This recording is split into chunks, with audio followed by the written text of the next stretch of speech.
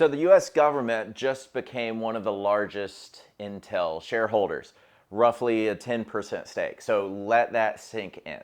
Washington, the same folks who can't pass a budget on time, are now sitting at the table as owners of a Fortune 500 tech giant. That sounds like industrial policy, but what it actually looks like is state capitalism. So here are the facts. Here's what's happened. So Intel got billions of dollars in subsidies from the CHIPS Act.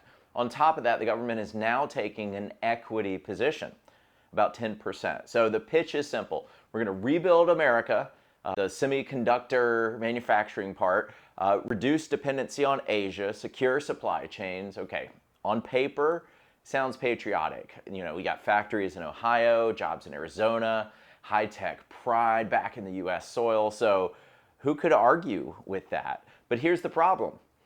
When the government becomes a shareholder, Intel suddenly has two bosses, Wall Street and Washington.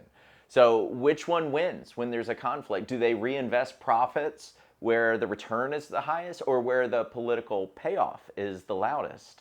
That's a dangerous distortion. So there's also moral hazard. Politicians are picking the winners.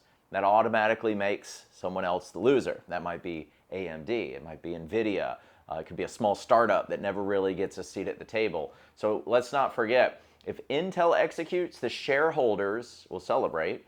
If they don't, well, the losses are going to be socialized and spread across the taxpayers, right?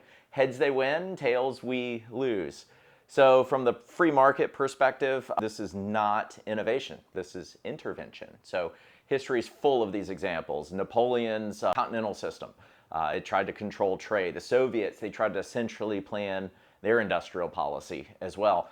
Both of them collapsed because of inefficiency, because markets thrive on competition, not on crown princes that are anointed by Washington. So state capitalism is still statism, no matter how you dress it up.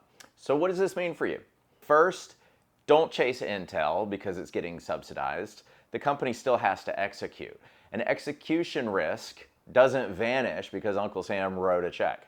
The bigger picture here is industrial policy is back in fashion, which means risk premiums rise when politics meddles in the markets.